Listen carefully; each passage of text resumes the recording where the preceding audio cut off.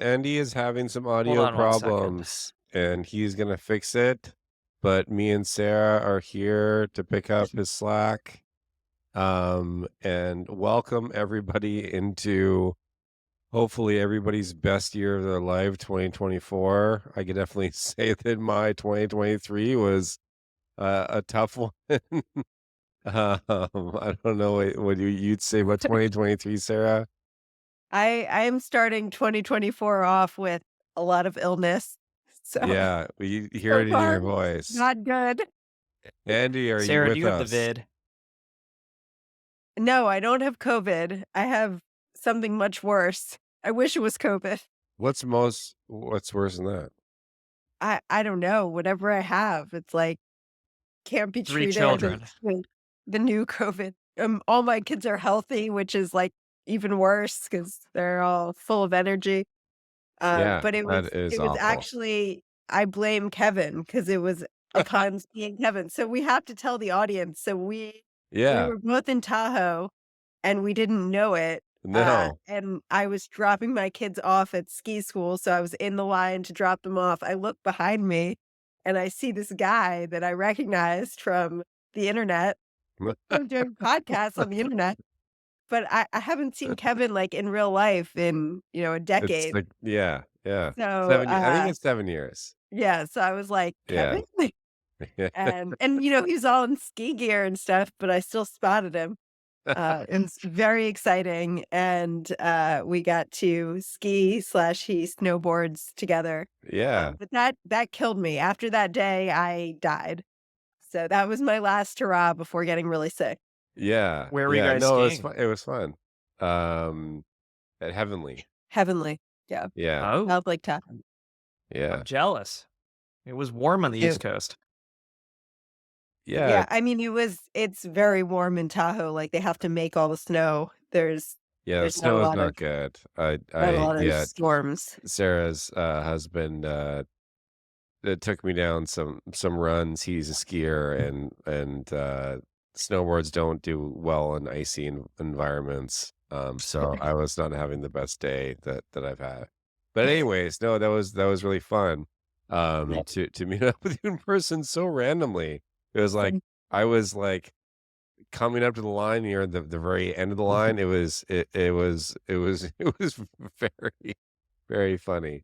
But anyways, let's get to what the people want to know, Right. which is why we do this podcast. And I posed a question in the group chat, which I'm still going to ask, to be honest.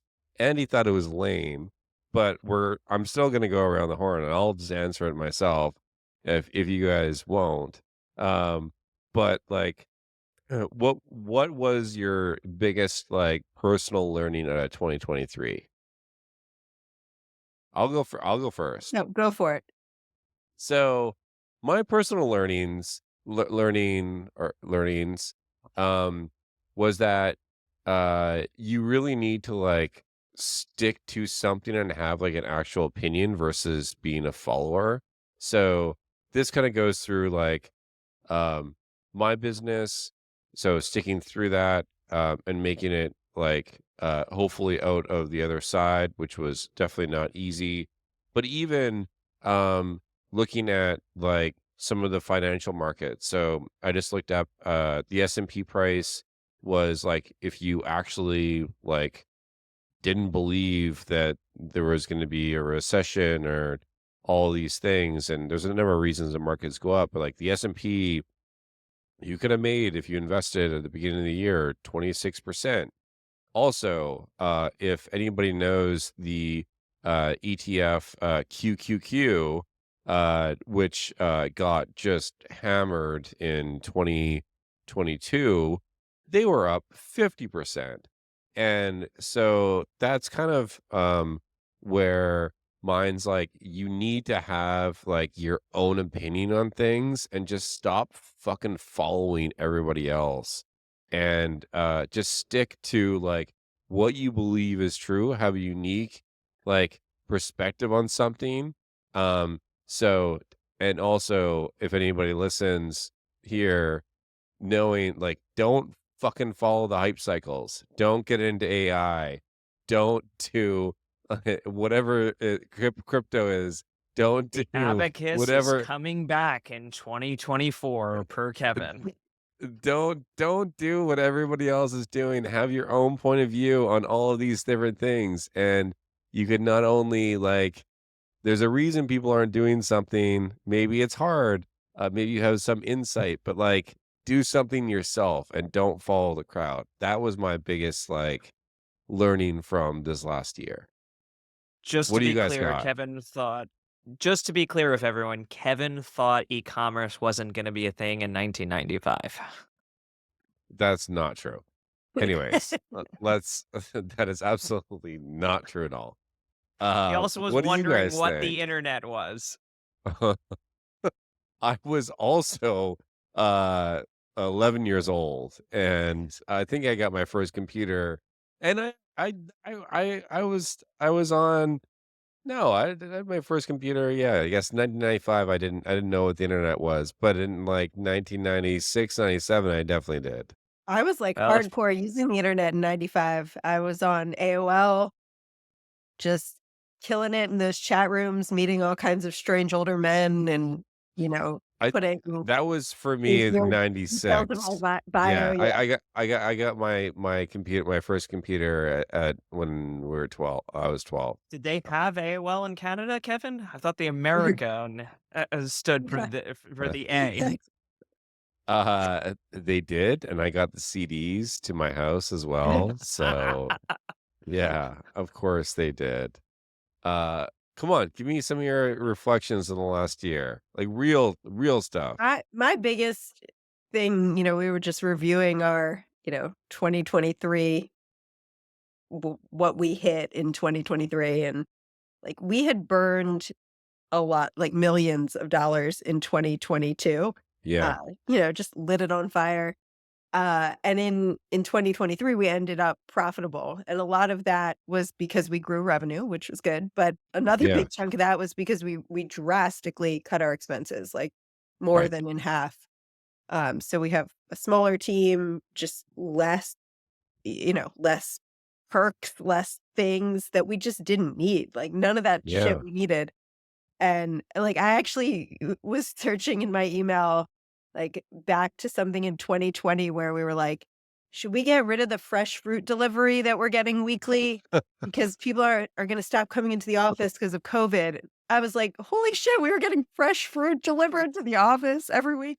Like, just all this shit, and, obviously we cut back on a lot of that before this past year, but this past year was just down back to basics, and it's been amazing how much we can actually accomplish with a smaller team with less stuff going on, less Right, expenses. right. um we actually are doing more, I think, getting more done. Yeah, that's 2023 was the awesome. year of recession for Silicon Valley catering companies. Yeah. Yeah, well, we'd already gone fully remote, so there was no more fresh fruit being delivered, but, like, I can't believe when we had an office, we actually thought that was, like, a core thing that we needed to supply. Oh, yeah, if you can remember back to what was it? Yeah, your Postmates days, Right. Sarah, and also when I was having Shyp, yeah, I remember all of the meals and all of the different perks that you had in the office and all that, and, like, all of that's gone away. Yeah. In now people have remote work, which they probably actually value even more than all of that other stuff. I can have Um, all the fresh fruit I want, but yeah, I'm paying for it you're paying personally, for it. Yeah, and yeah, it's yeah. in my And refrigerator. Andy, what's your takeaway from the last year? I guess my takeaway is I can pretty much do anything. 2023 for me, like everyone else on this call, was a tough year. And I feel like it was a walking on glass type of year, and it ended Mhm. up in a place that I'm very proud of and I'm very happy about. And I just think that you can pretty much accomplish anything if you put your mind to it. And the odds are forever skewed in your favor to the upside. So I think that's my big lesson. I know Yeah. that's not something very specific, but it's just something very personal that I feel I learned in 23. Yeah, and also I'd echo that for especially for you. I know some of the backstory that we definitely won't get into, but yeah, walking on glass. I think that you're kind of my go-to call when I have a walking on glass moment that I'm like, how do I get out of this? Yeah, I've been really impressed by the way you that you're able to get out of certain situations or just kind of navigate like really tough positions. But we won't get into any of that in this call or in this podcast. Maybe another time we'll get into more of it.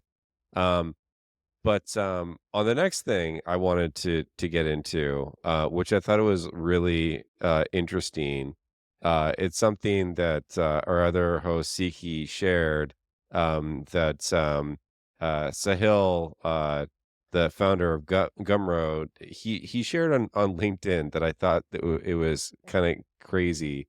So he basically posted this, how to apply for a product designer, job at Gumroad, and it's basically like spend 1 hour watching, because he does public board meetings on YouTube, spend 3 hours designing something relevant to the company in Figma, and then an email or DM with, the, image embedded inline and some explanation to the design the decisions that you made. And he said that basically that would put you in the top 1% of applicants if you just did those things. And the comments are so heated that it is astounding. I don't know if you guys got a chance to read this, but, like, some of the comments are basically like, why should I spend 4 hours to apply to a position?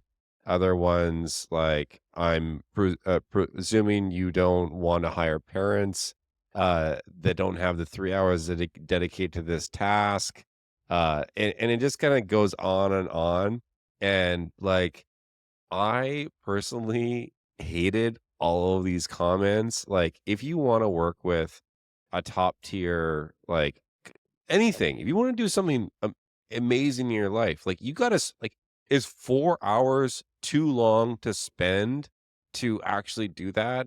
Like, we all can carve out like, I'm a parent, Sarah's a parent, like, I really hate that parent, like, comment, of just like, "Oh, you don't want parents to," it's like, no, you gotta show up. You have to, like, you wanna get the best jobs in the world, you gotta put the work in.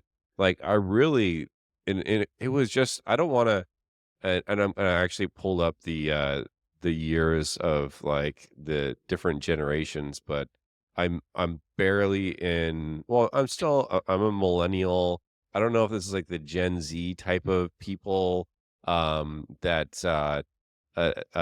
just kinda want everything to be easy. I don't know what that is. I don't know. What are your guys' thoughts? It's very related to, like, DEI gone wrong, where, like, now you have to, like it like, you can't teach math in school because some people aren't good at math, and that's not fair. Yeah, that's You so can't expect crazy. excellence in a job interview because some people, don't have the extra bandwidth to put into the interview. Like, no, I'm sorry, like, you can expect the best, and just because you want to look at a diverse applicant pool, for example, doesn't mean that you shouldn't expect the Yeah. highest level of performance, and this is like the DEI shit that gives DEI a bad name and reputation when you're like, "We have to dumb it down to the lowest common denominator."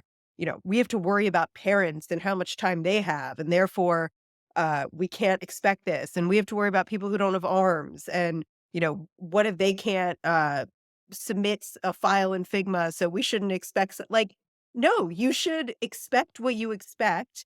You should expect what you need to, have really good performance of the job, and then people who can't cut it.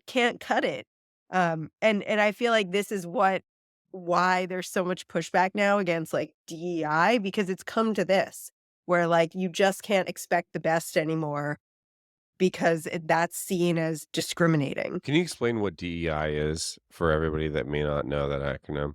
So it stands for diversity, equity, and inclusion, which are all, incredible things that I absolutely believe in and support. Those Same. are words that it would be hard for anyone to argue against that they aren't for.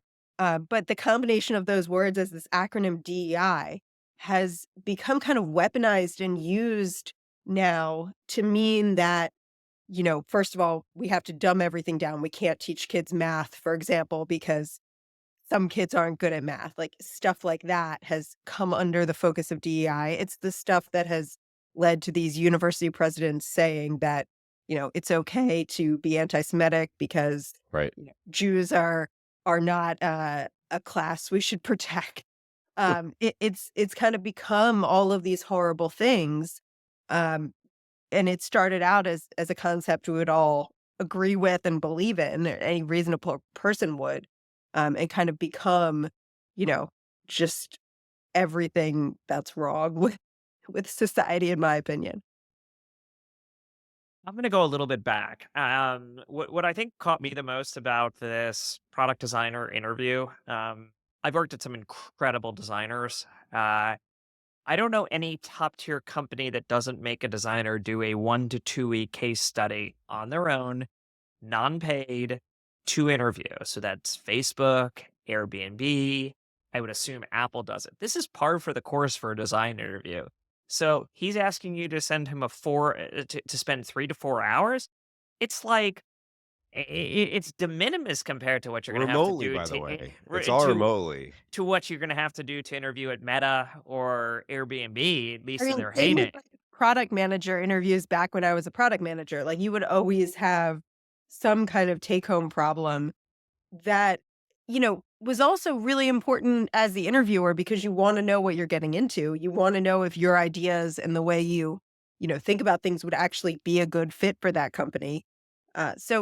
Like, yeah, I think this is standard. Now, a lot of startups may not be able to expect the same things from candidates as, Google or Meta, but I think I if he wants to expect that and, you know, have that kind of requirement to work at Gumroad, like, that's very on par with what a lot of these big tech companies do. Well, have you ever hired a designer or a PM without doing a case study? We have, but I think that's because, like, as a startup, and especially when we were in this talent war, like, you had to cut corners, you had Yeah. to, be willing to accept less, You had to and kind offer of be fresh willing fruit. to fight for candidates. I mean, we would just, like, beg people to work for us back in the day, but like, now I think the landscape is changing. I think now the job market is more competitive and companies can demand more. Yeah, in the last 7 years, I have not hired anybody in product and design without a case study or a design or portfolio review plus a design project. Yeah, Yes, we they should all have a portfolio already. Like, that's part of the application process. For product, we would do, like, the case study or the exercise in the actual interview. Yep. I think, if we were and maybe in this job market, like, you could actually get someone to do a take home exercise, but that was harder to do when everyone had, like, a million job offers. I was doing it in 2021. We cut the case. We shortened the case, but we were still doing it. So I believe in it. And Yeah, we did the every same. now and then you have somebody who says, I'm not interested. And we say, It's fine. thank you. It's Yep. cool. Goodbye. Yeah, I think, more or less, like, it also, like, the comments that I read there, like, those are the most like comments on the entire thread, and I just kinda thought as a general theme, as it's just like, are people not willing to put in, like, the work to get a job? Like, I remember back, like, when I graduated and I had my CS degree, like, I would literally go, like, and do whatever anybody, like, for one, like, being from Canada, like, kinda puts me at a disadvantage to get a job at Google or Facebook or something like that. But, just because Canadians are slower and they think that. But, it's a joke. Uh but, like, I would literally do anything. I would create a program, I'd walk through, like, I would spend, like, 8 or 10 hours easy for just the chance to work with somebody. And I don't know if it's, like, if it's this next generation that's coming up, like I I immigrated my entire family to the US to have, not that Canada's a fine country to live in. But like I will do anything to be successful. And Well, I I don't think know that's the thing, like, most people aren't top 1%, and, like, that's okay. Not everyone has to which be. he names in there. Yeah, you're right. A Yeah. and, Yeah, right. Yeah. there's this woman, Lucy Gao, who I follow on X. Yeah. She, is a very interesting figure. She, had a we should actually get her on the pod. She had a company before, made a lot of money, now has a new startup, and she's pretty hardcore, and she tweeted or whatever, X'd about, she can't believe people aren't checking their email or working from Christmas to New Year's, and got a lot of, heat for it, and people were like, "Of course you don't work that hard, and, only if it's your company would you work that hard." Um, and that's the thing, like, not everyone is going to be a founder, not everyone is gonna be in the top percent of their field. And, not everyone, wants that, and that's Which is okay. fine. Which is That's totally fine. I fine. think, like, if you do want that, though, you have to realize, like, you have to put in the work. You have to, you know, work between Christmas and New Year's. I'm sorry, but, You like, you do. can't completely Yeah. sign off. Um, I was on my deathbed, like, barely functioning, and, like, someone reported a bug and, I had to get online and figure it out and fix shit. Like, the buck stops with me as a founder. Um, and so I think, it's okay that people don't want that. They may just not be a fit to work at Gumroad or these companies that expect that. Yeah. Yeah, it's anyways, but I think your point is totally spot on. It's just like there is a certain, and maybe that is the 1%. I would love it to be like the 20% of people that actually would like, because I look back at like my wife and like when she was having our first kid, and she was working at a tech company, and she would just be like working her fucking ass off, and, like, she's not a founder, and, like, she was more or less like a middle manager. She managed hundreds of, like, contractors, and she had a really tough job, but, like, she would be online all the time, like, and also taking care of our son and all of this. Like, I I don't, I hope that we're not, like, going back to the days that everybody kind of, I don't know, like, signs off at 5 and, like, everybody expect, well, I don't know. There's the reason I bring up, like, the gen, uh, like, the millennials, and I'm looking at the definitions now, Gen Zs, and now we have the Gen Alphas.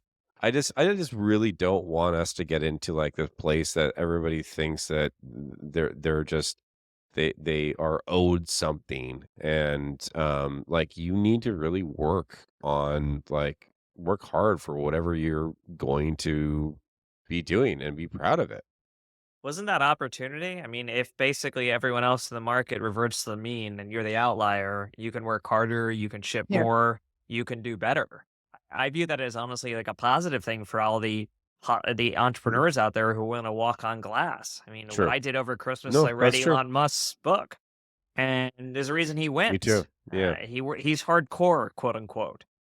Um, I don't know that I'd run my company the way he does, but he seems a very fascinating individual who will do whatever it takes to get it across the line. And Yep. most people won't.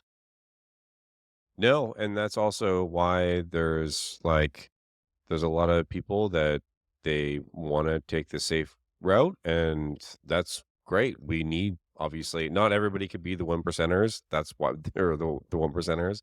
But it was just really funny to read all the comments, and, like, everybody's like, "Yeah, you can't have parents all do this." I'm like, some of the best employees I've ever, or people I've worked with, have been parents. Like, Yeah. fuck that shit. Like, that is completely bullshit.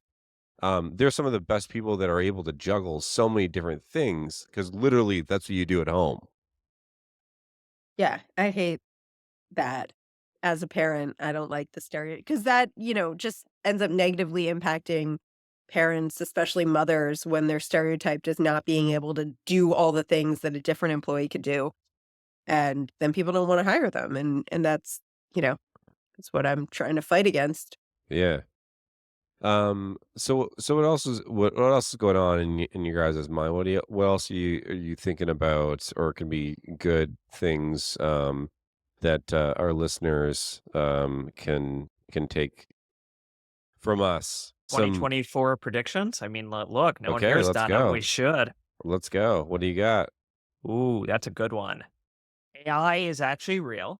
It's not hype, unlike Okay. what Kevin thinks. It We see is massive labor to advantages. be We're clear. naming one or Hold two. on. Hold on. I want to take do not label me. I think AI is real.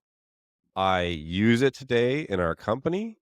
Um, we I have it in my pitch deck. And all but I do think it's in a hype cycle right now Yeah, that most or value or whatever. technology trends go through. I don't discount that. I think we're in inning one or two, and this is probably as big as the internet, but maybe I'm wrong. Uh, I think I'm going to ship a very interesting product this year. I can't wait to show everyone. I think this group's going to have we're going to have some very interesting announcements. I think inflation probably cools. I think venture crawls back because typically private markets lag public markets 6 to 12 to 18 months. I think you see a lot of smaller venture firms continue to leave the market, if not go out of business altogether, Mhm. just like we saw in '08 and '09. I think, unfortunately for the venture industry, the bad news is kind of just starting. The companies that got bridged in mid last year now have to go out and raise with very overflated valuations. And Mhm. so we, while the stock market roared 25-ish%, the venture industry kicked the can for a large part. And so I think we have another year of kind of overhang, but I think investing starts to normalize to some degree. And look, I don't know what trend is going to be next. I don't think any of us saw 2022 was going to be a war that led to inflation. And I don't think anyone then saw AI come in at the beginning of 23. So those are my interesting predictions. I don't know if they're very counter consensus or not, but that's what I think is going to happen. Yeah, Kevin? those are definitely consensus views. I don't think anybody is going to argue it with you. I think 2024 is going to be the year of logistics tech. I'm gonna t- I'm gonna I'm gonna take the counter, and that's Buses gonna are going to fly, everyone. 2024. and that's gonna be led by Airhouse. Um, I think Airhouse.com. the Arrows.io to be Oh, clear. shoot. Sorry. Yeah, funny story. There's this I tried to acquire the .com from some person early on. Everybody has a funny story of trying to acquire the .com. And this is somebody he's like, I'm never gonna sell it to you. I don't care the amount of money that you would give me. Like, I don't care. I'm like, why do you care so much? I'm like, he's running this AC business, and he's like, he just won't give it up. It's so funny. Anyways, um, the predictions that I have for this year, I'll be a little more bullish. I think that the venture industry is going to really take off, and uh I think late Q1. And there are going to be a lot of companies that are going to get funded. I do agree with you, Andy. I think that there's a lot of dead companies that hopefully will give money back to their investors. Um, and they'll kind of just die because 2021 was, they just, I talk to people who they have 50 to $100 million in their balance sheet, and they're growing it, they're not even growing the company at all. It's like, what the fuck are you doing? Like, give the money back and restart Pay something a different. dividend. Yeah, oh, sure. I think that you should give the money back. It doesn't make sense. They're making they're now investing their money and running their company profitable off of that. It makes no sense at all to me. I think that, also any, like, founders that this is this is and I don't know, Andy, maybe you do this because your financial background, but any founders that have like an investment strategy to like the capital that they get from like actual VCs, that's always a red flag in my mind. I'm like, why don't you just like focus on running your business? Um, but I think that 2024 is going to be the year that we get back to like actually running good businesses. I do think that it's going to be different. I think that the year of 2023 that everybody was trying to get profitable and like kind of hunker down. I think 2024 is going to be return to the norm of venture growth. I think teams, I think that there's going to be a start on the war of talent because there's going to be a lot more of new investment into new companies. I think that it is going to return to the norm.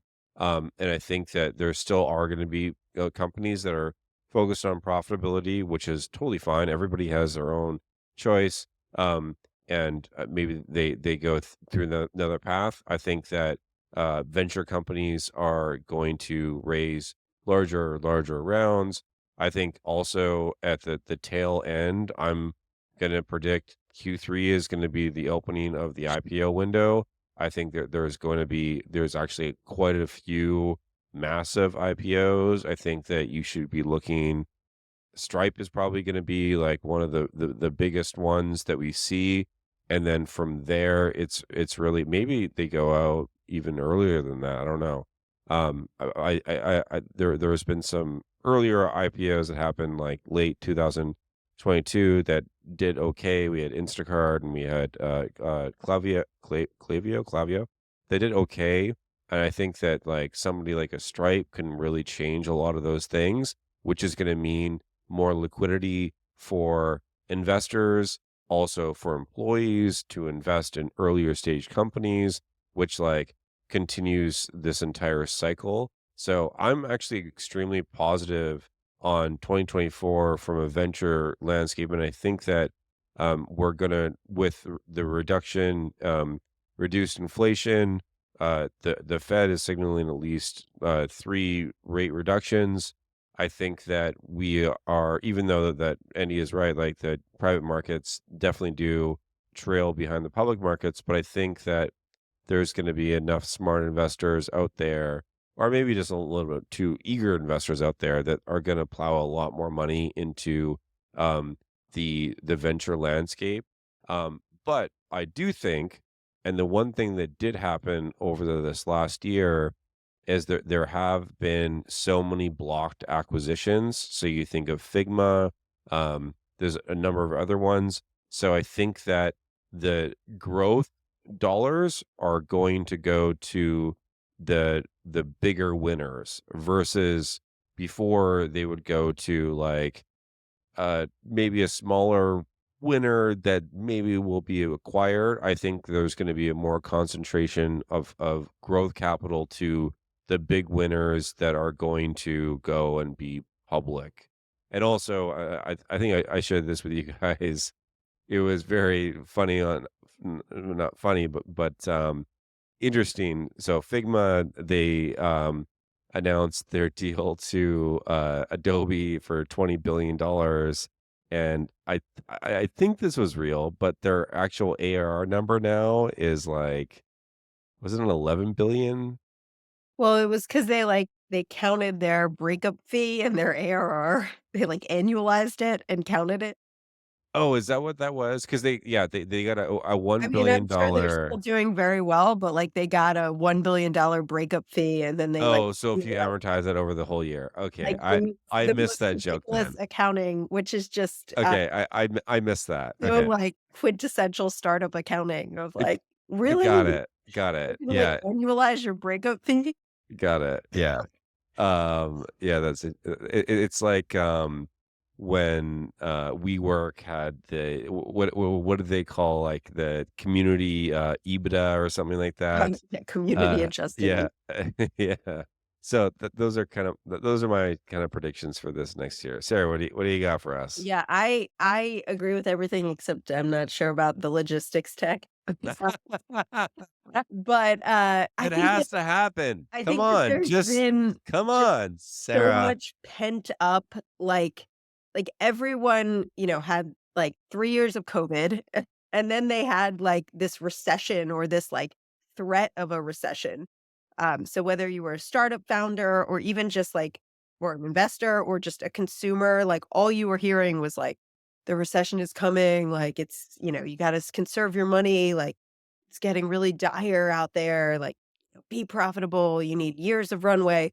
And so, that kind of adrenaline gets you through a year or however long. Yeah, But I think we've, run out of adrenaline, and now it's like, we're gonna spend money, whether that's consumers spending money on, experiences or things that they've been wanting to do but felt that they couldn't do, whether it's VCs spending money investing in companies, whether it's founders spending money on, investing in their businesses.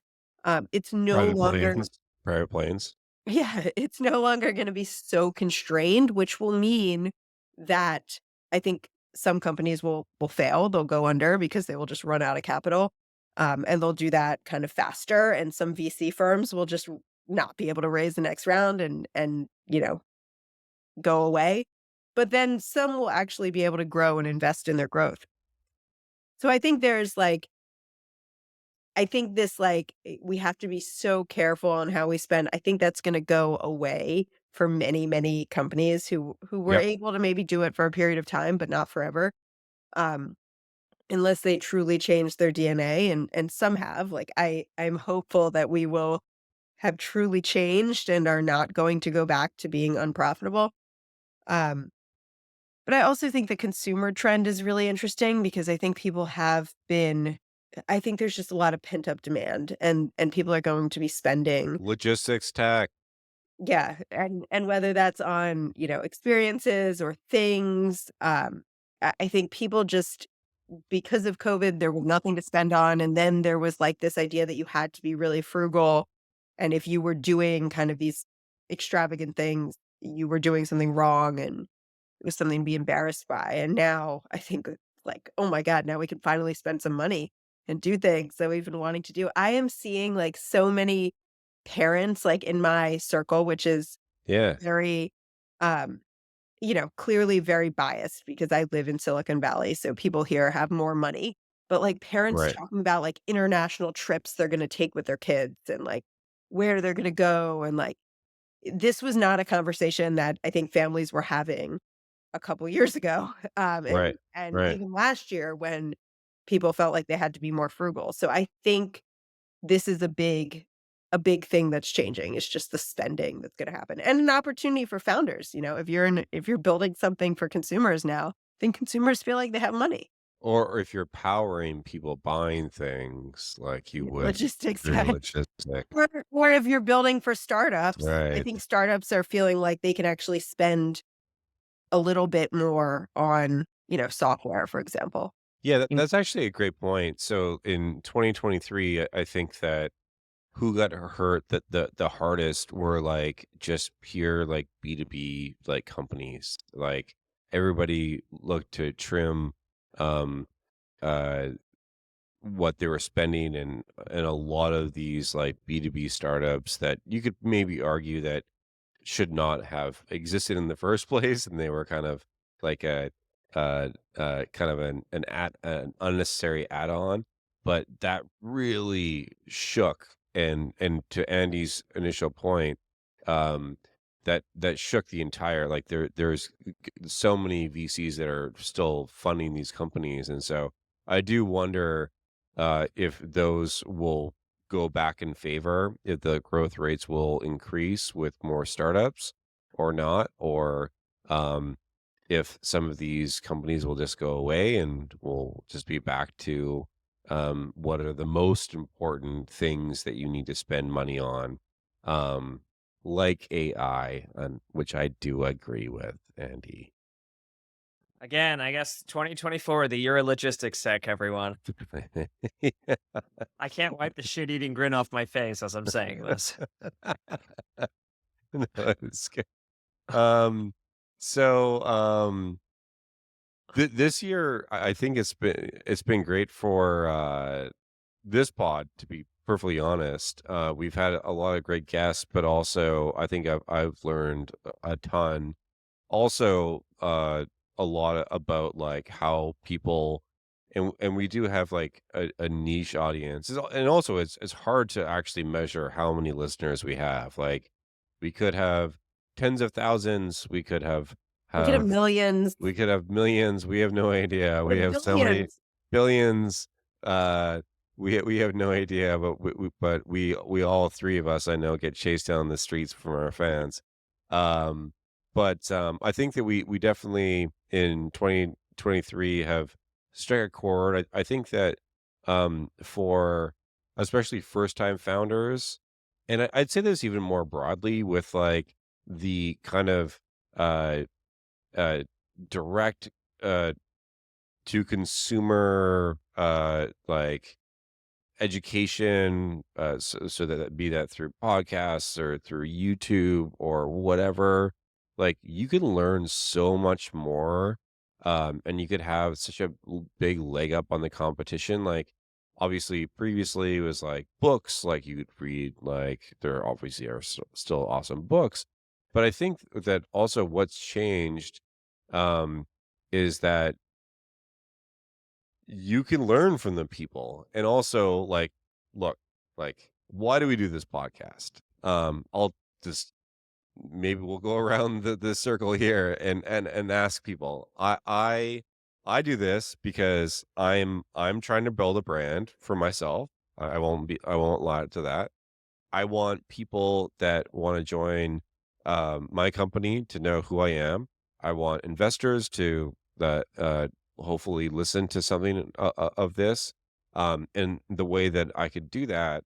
And also, I want to help first time founders really like skip the steps that and the mistakes that I made, which I think happens everywhere, that you have so much content and all of these different things. I don't know if you guys would I don't know, either comment on why you guys like to continue doing this with this crazy person that is in logistics tech, um, or just even like the education that people have today that like like could you imagine like when you started in your career, like we just didn't have this access to content that you could maybe skip like a few like years in your career just by learning from other people on these different platforms.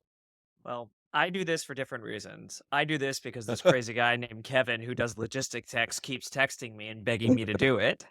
And I Okay. generally like Sarah, the other host, and it's fun to talk shit with her. Sarah, why do you do it?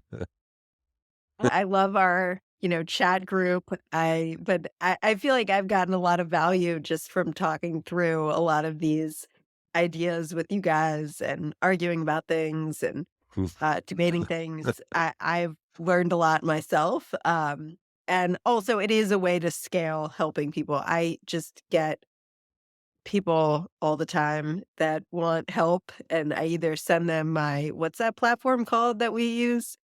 I don't even remember. The intro link. Um, Oh yeah, yeah. or I'm like, you know what? I put out a lot of free content on LinkedIn and X and the podcast. And so like I probably have like an episode or a post somewhere addressing the thing you want to talk about. So like if you could just write me an email what your question is and maybe I can link you to something I've already created on the topic, or if not, I can try to answer it via email, but, like, I just don't have the time or the voice. My voice is, like, hoarse by the end of every day to talk to all of these people individually, so I just, like, I have to scale how I'm able to help other people. Yeah, no, I say no to most people now. That's something that I've started to do over the last couple of years. Except for through intro that you That get is paid. true. You can book That you get Sarah. Maybe. You can The book you Sarah or I on intro, and I will. for how much per 15 minutes is it? I don't even know my rate. Oh, I'm sure you don't. This is I mean, like, literally, we should get the CEO of Intro on this show. He's a We should. multi-time founder, and I think we're We gonna go Yeah. definitely see should. him right afterwards because I think he's secretly funding Sarah and my vacations. We Hey, should get him on. And I mean, I love like the concept, even if I don't get booked a lot. I love the idea of like valuing your time and like realizing like there's someone who will pay this amount, then like, you know, everyone should pay that to talk to me. Or like I can try to find a way to help them that is not right. as expensive for me. Um, Yeah. So maybe okay, this is the last question topic, because we're running out of time. But what do you guys think, that the different, content channels are gonna be, let's call it in 2024 and beyond. So oh like yeah. we obviously have like we have Twitter. I would say that Sarah is by far the most active person on Twitter. We have LinkedIn, which Andy and Sarah are in a fist fight to get the most followers on there. We also have like YouTube, which we this is where we publish our stuff. We have Spotify, which we publish our stuff on there. TikTok. Um, and I have TikTok as well, which if we could ever get enough listeners to get a producer or somebody, we will have we'll be on TikTok. Um, what do you guys think of like the just the content that people consume and like going forward, like how people should be using it, or just kind of a general kind of question on like the content in general and going forward in 2024. So I'm a Luddite, and I read. I've told everyone in this in our WhatsApp group that I don't Yeah, listen to audiobooks. I very rarely listen to podcasts. I will read the transcript of podcasts, but I read. that is I so weird, by the way. consistently read. That is so weird. I can't focus on Do audio. you print it out on like a paper and like I'm not even sure I have a printer. I read it on my phone. I read books on my phone. okay, that okay, anyways. So you think that the future Is is reading The future is written text. and you're in AI, and okay, I'm not gonna go down My this second rabbit guess on hole. this one is going to be the future's Be Real. That's going to make a comeback in 2024. Okay. oh, I'm an investor in that through one I invested in. So I do want that one to make a comeback. That would be I don't even know what that company is. It's like I don't one either, but I selfie a saw day this that goes away. Oh, yeah, yeah, I saw that I was, like, that's invested in definitely it. I was like, "Oh, that's damn, it's go not doing well." that's going away. Yeah, definitely. But what do you think, Sarah? You were on Twitter Um, before, it's still a yeah, powerhouse for, like, influential people, and you yeah, use it more than any other platform. I've kind of stopped using it as much. I mean, I think the best platform, this is, like, what everyone says, but I think it's true, is, like, the one you're going to post on and be good at and maintain. Like, if you want to start a podcast or you want to start a YouTube channel or you want to start a TikTok or Twitter, like it's just important that the platform is something that works for the kind of content you create and that you kind of keep at it and keep improving on that platform. And if it's one that doesn't come as naturally, like I tried to do TikTok, I spent a month where I was like, I'm going to do a TikTok every day. And like it just didn't come naturally. I really Mm. hate looking at myself, and it's not like a I'm not a dancer, so I couldn't do, like, the cool moves and videos, and, like, it's just it was too hard for me, and so, Did you like, lip sync? I did do some of those actually. But, like, it didn't come naturally, so it took me a really long time. It wasn't the kind of thing I would just naturally think of ideas for, whereas Twitter comes really naturally and, like, LinkedIn too. Um So I just feel like you have to choose the platform that works and then also Yeah. don't choose a dying platform. Like the platform itself is like Substack is becoming all Nazi content, and that's like the content that performs really well on Is it Substack is really? Interesting. Nazi content. So that's now the platform for Nazis. So if you don't want to do Nazi stuff, like maybe don't choose Substack. So it kind of like you got to check that the platform is gonna be around and is reasonable. But as long as it kind of meets that basic check, I think it's okay if it's not TikTok if that doesn't work for you. Right. Yeah, Substack is the Nazi platform? Yeah, I never knew that. yeah, You gotta get Bill Ackman on there. it's gotten real big with Nazis. Um, there was a whole someone wrote a whole post as to why the Nazis have taken over and really like it. Um, Wow. but it kind of like that long form, like, let me give you all the reasons why Jews are evil. It kind of works really well Uh, for that Nazi audience is kind of what the post was explaining. And so and Substack doesn't ban that content and they right. in fact are really monetizing it and profiting off of it. So if you don't want to support Nazis, don't subscribe to Substack. Don't put your content on Substack.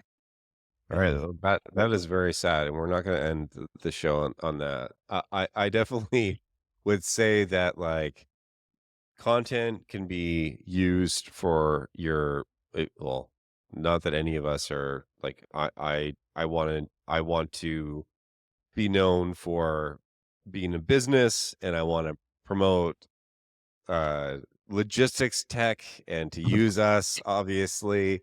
And I think that uh these different platforms can be used for many different things. And Sarah, you're exactly right. Like, I think if it doesn't come natural, like for either you or your business, you should definitely not use it.